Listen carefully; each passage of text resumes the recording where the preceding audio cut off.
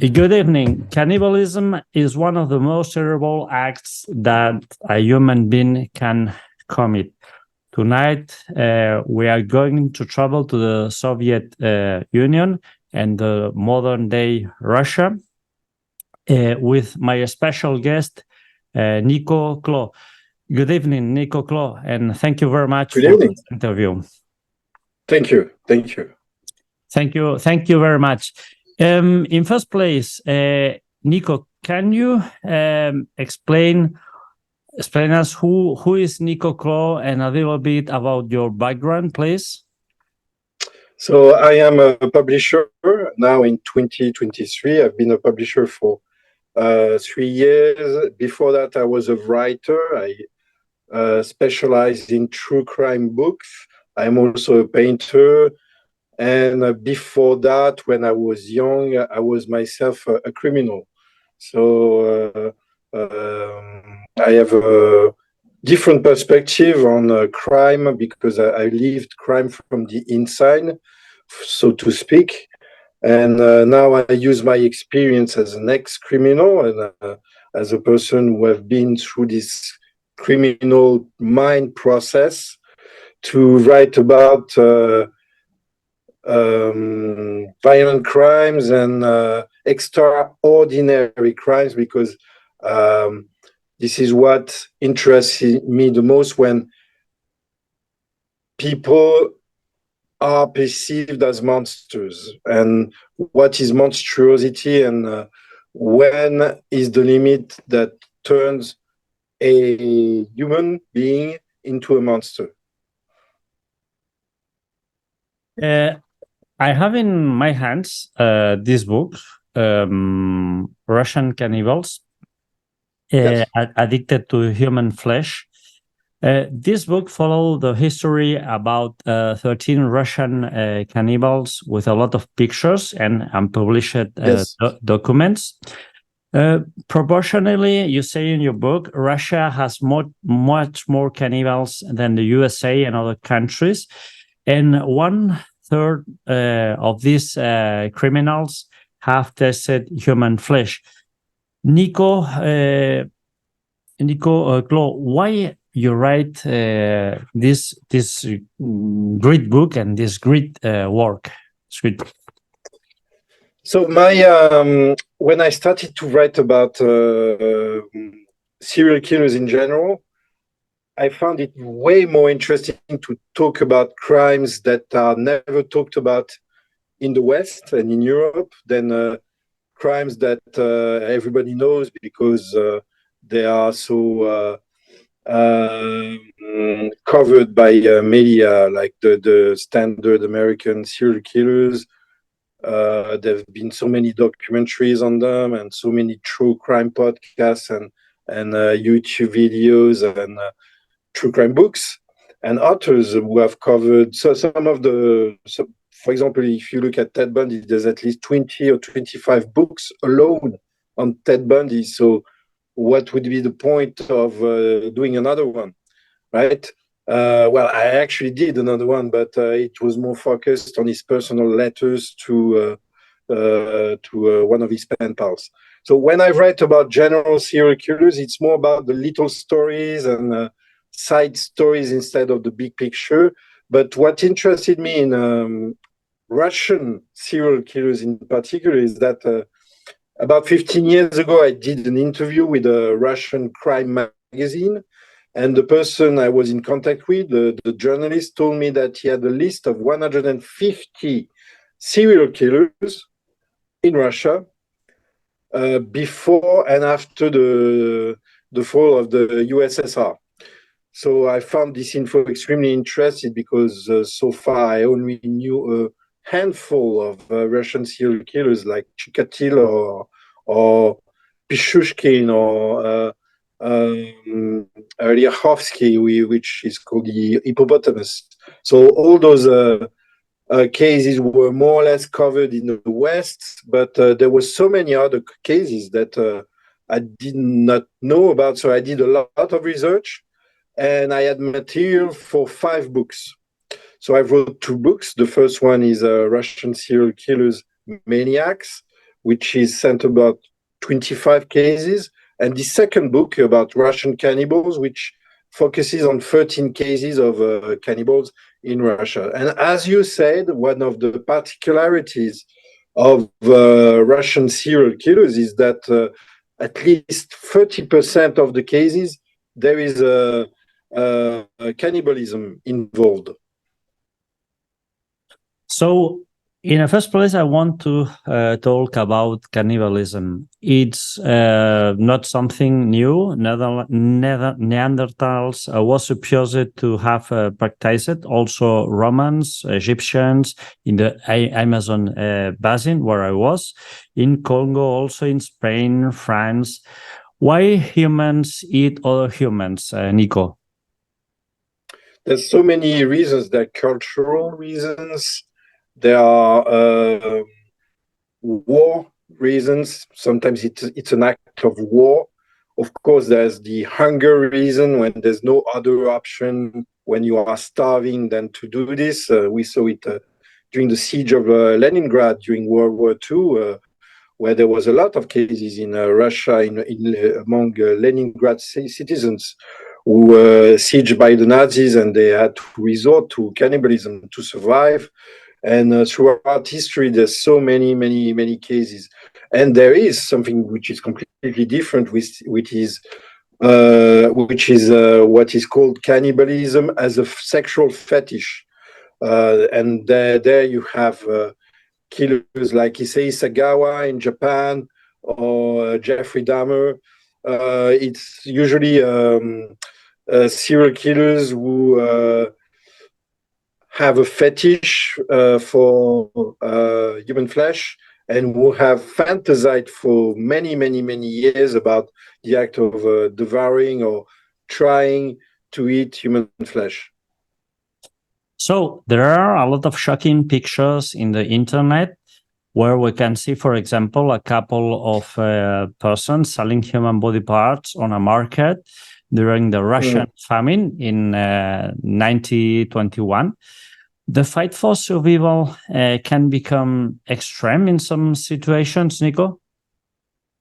Oh, yes, I believe so, especially when there is no other option, and when the only way out is survival. Look at what happened during the plane crash in the Andes in the 70s, 1972. This team, I think it was rugby, or I'm not sure if it was rugby or soccer, but they were in a plane that crashed in the Andes, and there were many dead people during the crash. And the only way they had to survive in the cold without any other source of food was to eat the dead. So, and they were even absolved by the Pope. The Pope said that under that very specific circumstance, they were absolved of their sin of cannibalism. So, yeah, I think that there's let's go back to the question. Sorry. Yeah, the question was about the fight of survival can be extreme, like you was saying about the Andes case in this airplane accident. So, in your book, there are 13 cases, and we can think wrongly. People who eat human flesh are not intelligent people, but it isn't true. Why people we can cross every day in our lives, for example, in the street, in the work, are pushed to eat human flesh for ritualism, spiritualism, sexuality, or why? In the case of the Russian cases that I talk about, surprisingly, there are not so many cases that involve starvation. There's only 2 or 3 cases where the person said, I was hungry, so this is why I did this.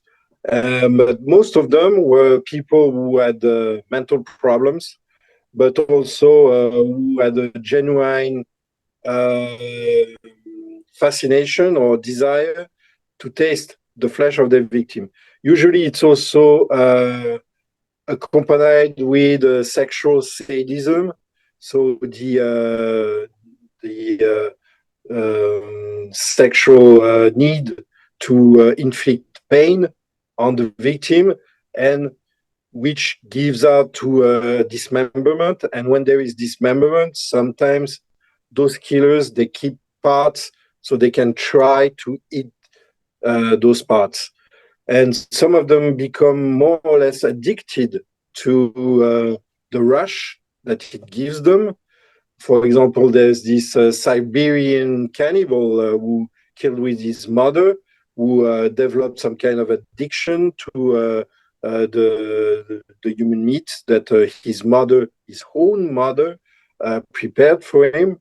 So there's that, and there's sexual psychopaths. I'm talking about a man called Bishkov who killed men, but he wrote a diary explaining that he thought of himself as a predator, and he liked to hunt people and take their heart out of their chest and eat it, so that he felt like superior to them.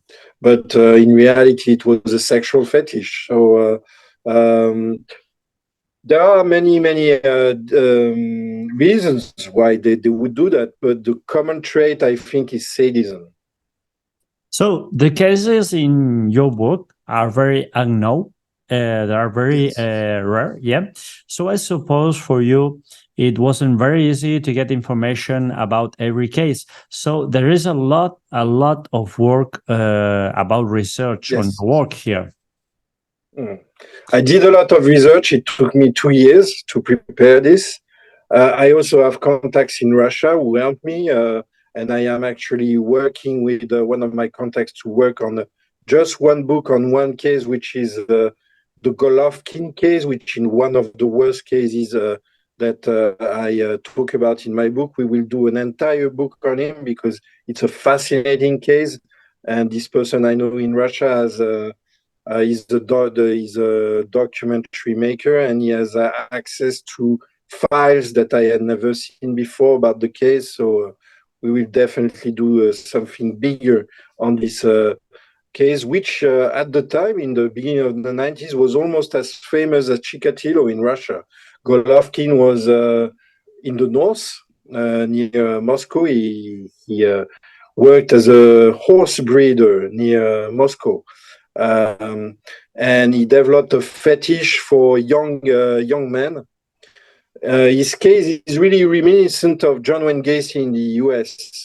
He would bring them to his place, and he would keep them in some kind of dungeon that he had created, and he would torture them for days and days and days. It's a really horrifying case that's not really well known in the West, but it's extremely well known in Russia.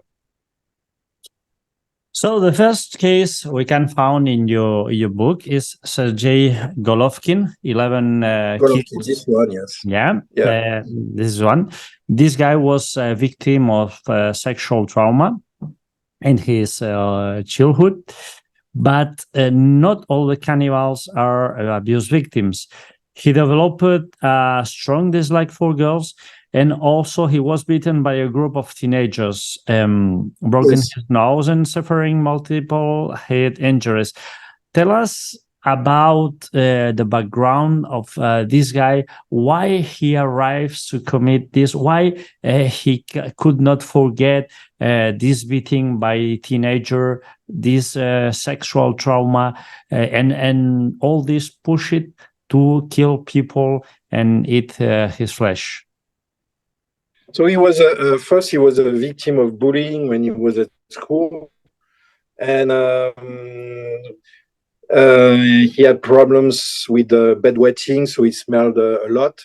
His comrades at school made fun of him, and then when he was a young man, he was attacked by young hooligans, as they call them in Russia. Hooliganism is a special kind of crimes in Russia, and it's mostly juvenile delinquents, they call like that. So he was beaten, and he developed a strong resentment against kids of that age group between 12 and 15.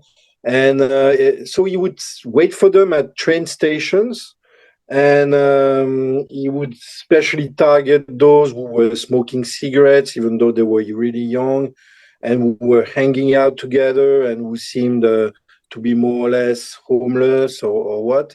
And he would ask them if they were interested in robbing a warehouse with him. And he would devise a trick, so he would make them climb in his car, in the hood of his car, and that was a trap. He would lead them to his dungeon where he would torture them for days and days and days. So, Nico, before to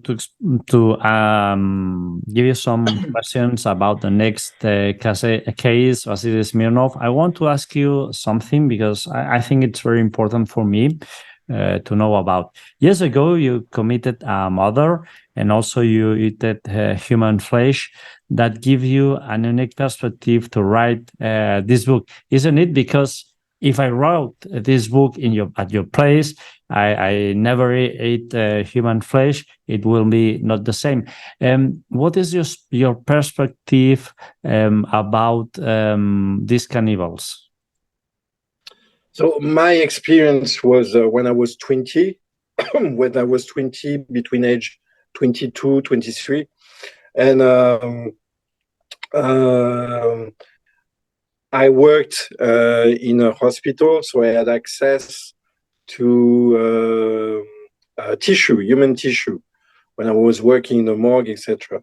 And so I brought some of this tissue back home, and I tried to experience this cannibalism. And I did it for quite a long period of time, about 10 months. And it gave me a rush at the time. And I was in the same kind of mental state at the time as some of those people I write about. So I have this perspective on them, which is really personal. I more or less understand the hunt, those things, etc. Now, what I learned about studying those crimes is that culture also plays a huge part in how crime is committed. And especially concerning serial killers, there is a lot of alcohol involved in the commission of the crimes. Most of those cannibals I'm talking about were extremely drunk when they were committing those crimes. This is not a judgment, of course, on my part, because it's a cultural thing. It's Russia, but it gives you a perspective on what triggers the things. Do not, of course, insinuate that alcohol pushes people into cannibalism, but it certainly diminishes what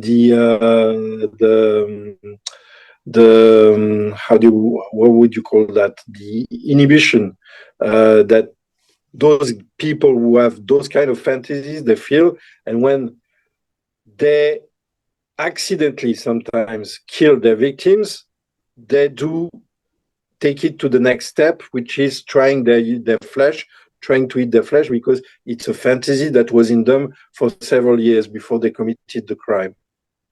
Yeah, I will ask you after about the case where alcoholism are involved. The next case I want to ask you something is about Vasily Smirnov, 5 kills in 1979. This guy was very feared because of his inhumane crimes. He forced a woman, and he was sent for 6 years in prison, where he was used as a sex slave. So, in prison in Russia, people can change his mind and be pushed to commit this kind of crimes. There is exactly a very similar example with another killer that I talked about in my other book, Russian Serial Killers, Maniacs, which had the very same thing happening to him, because he was in prison as a sex offender. And when he was in prison, he was raped by older inmates because of the Russian prison hierarchy, the system that they have. And when he was released, he thought that he would seek revenge by killing homosexuals. So this man I'm talking about is called Sergei Ryakhovsky. He killed 19 people in the Moscow suburbs, and he had the same experience as Smirnov. Smirnov had this same experience when he was released. He sought revenge against society, and in his mind, the best way to get revenge against society was to kill children. So this is why he killed a few children. He even drove big nails in their foreheads. This shows you how heinous and how horrifying those crimes were. They were acted out as pure vengeance, and I think, of course, that prison played a huge part in the commissions of those crimes. So now we are facing the case of Tamara Samsonova. I think it's the only alone girl in your book, because there's another girl, but in a couple with another guy. And in July 2015, not very far away from this year, fragments of a woman's body were found in his apartment. She was Valentina.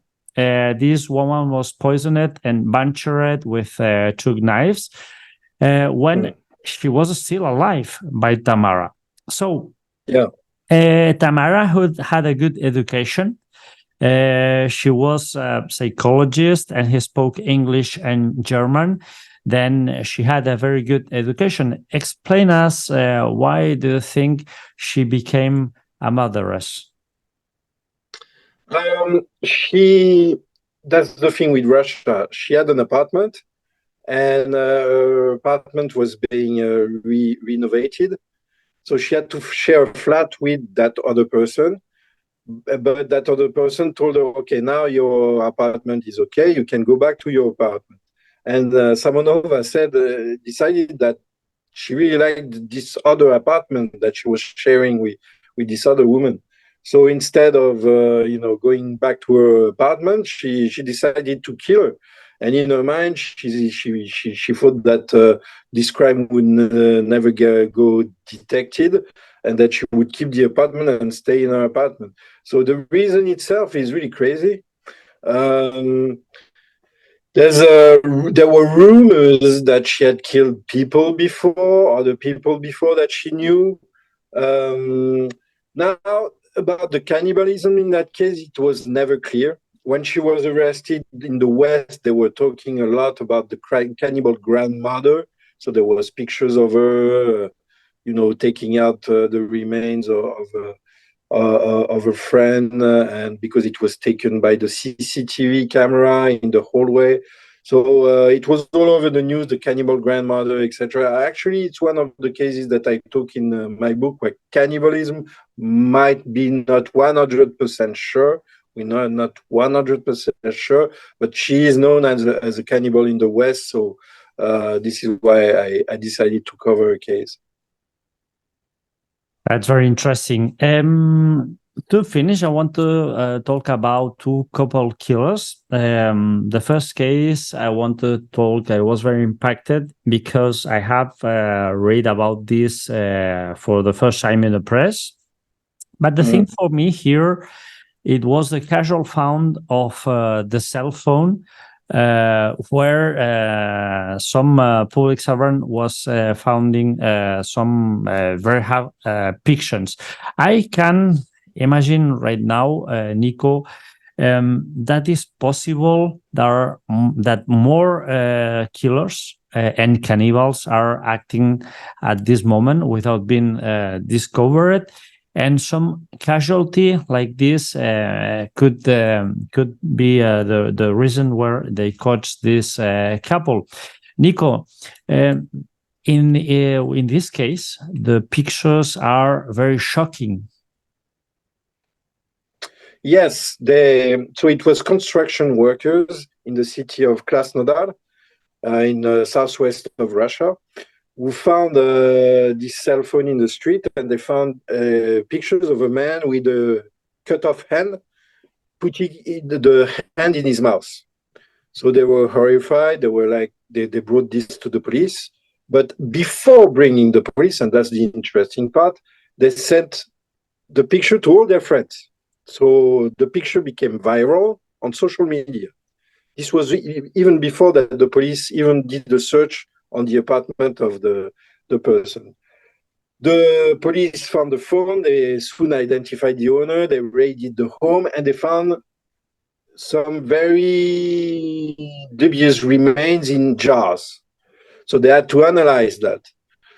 The couple who lived there, the Bakshivs, they were called, they soon confessed to the crime.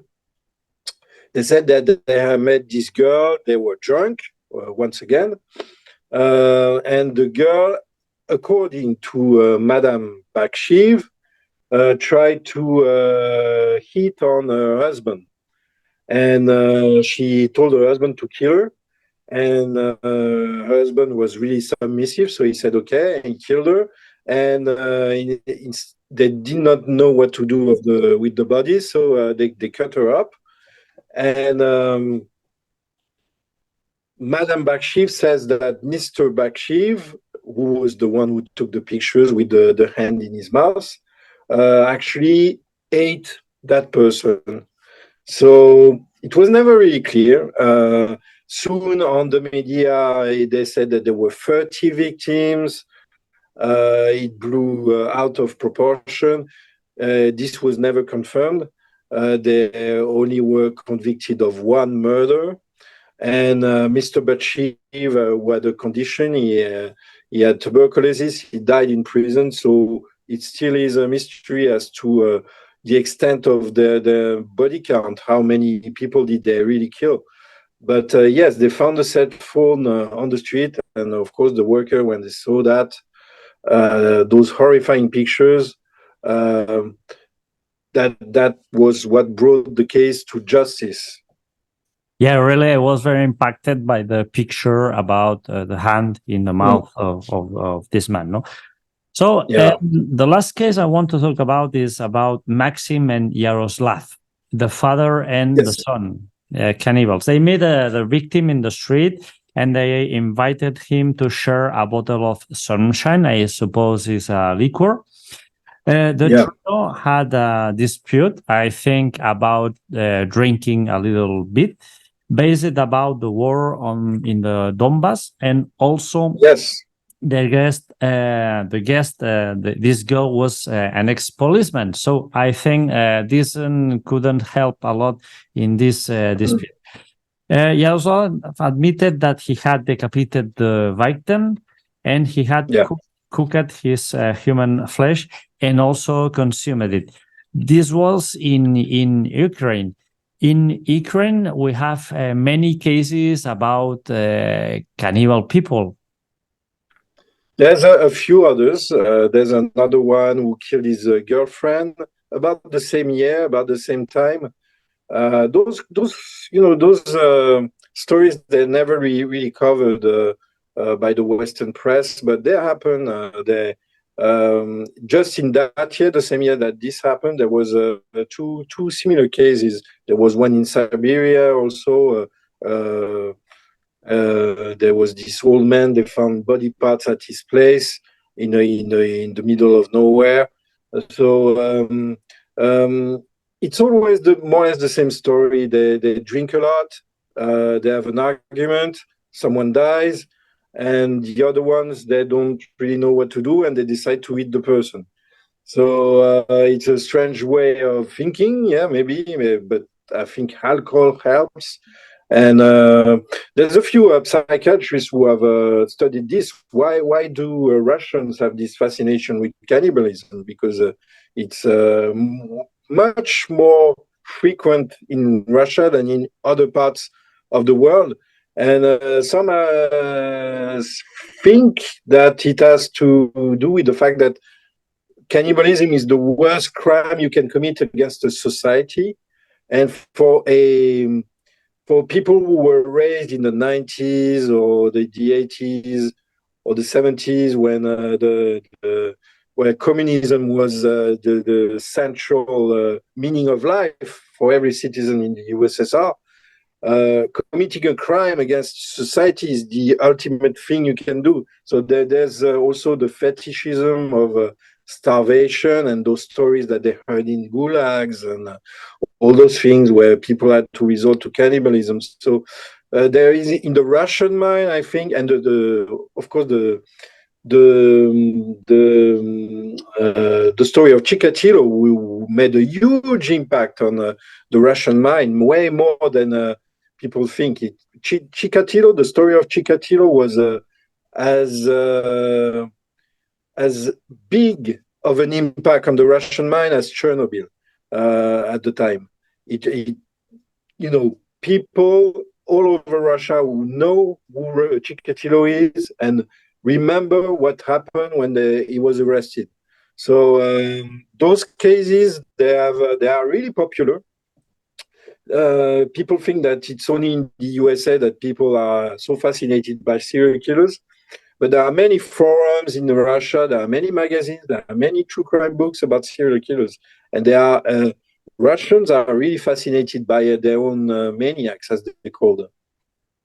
So we can hope in the future you will write something about Andrei Chikatilo? Yes, I'm definitely doing something on the third book that I will be writing. Yes. That's very good, Nico. In the future, if I can steal you a little bit more time, I want to talk about this book also.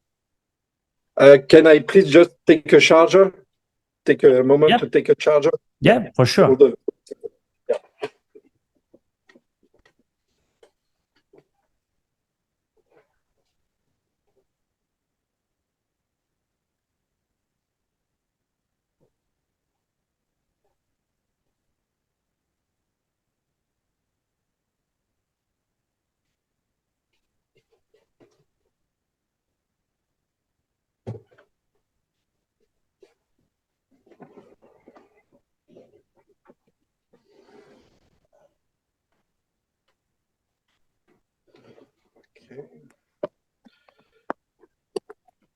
Okay, that's good.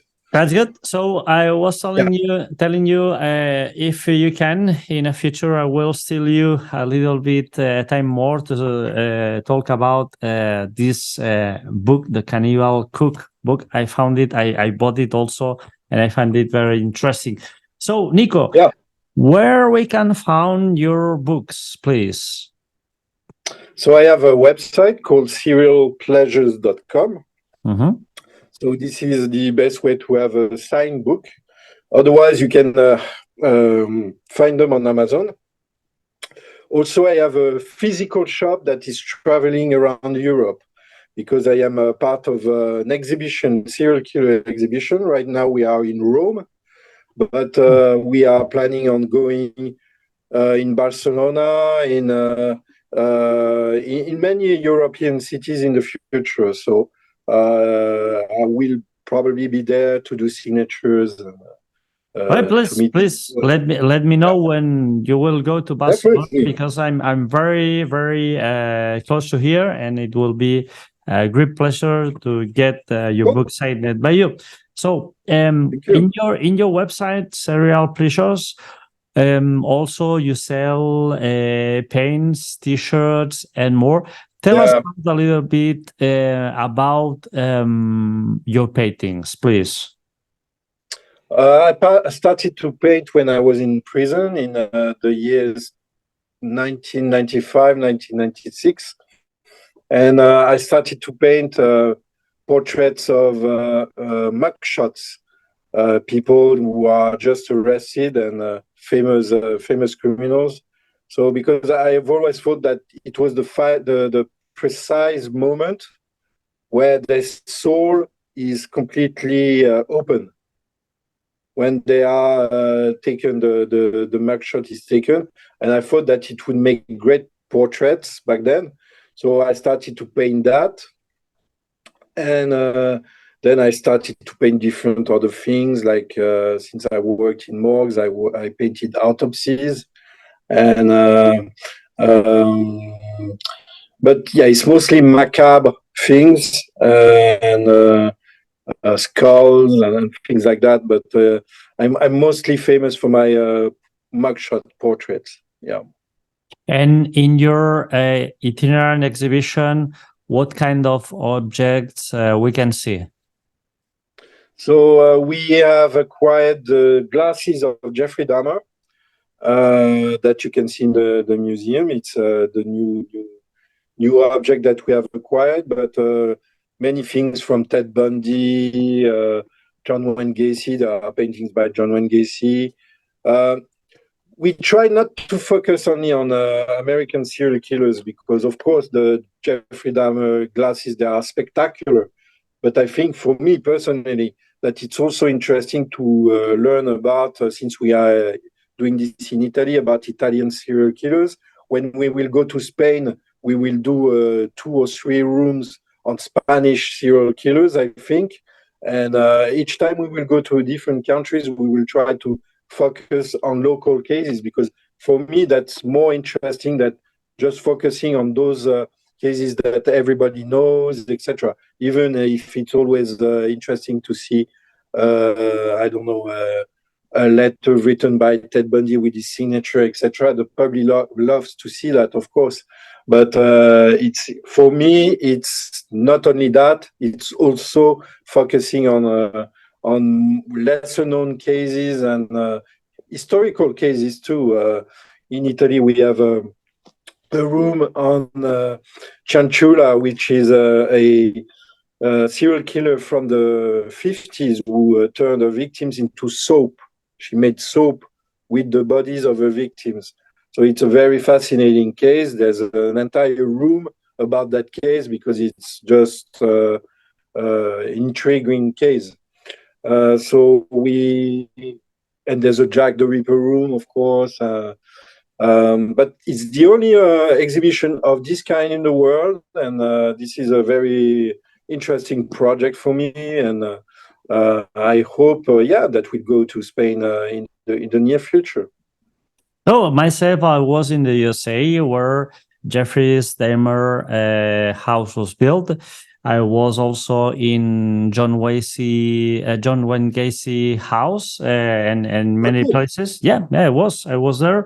Where the horoscope, I don't remember, the serial killer there in I think Nico, you have also some objects about Armin Mavis, the German cannibal. Yeah.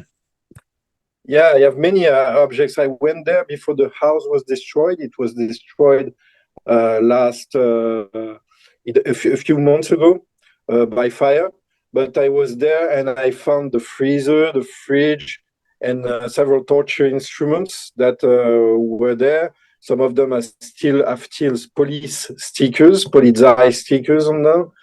They were used during the trial, but for some reason that is completely unknown, the police brought them back to the abandoned house, and it had been laying there abandoned for 20 years.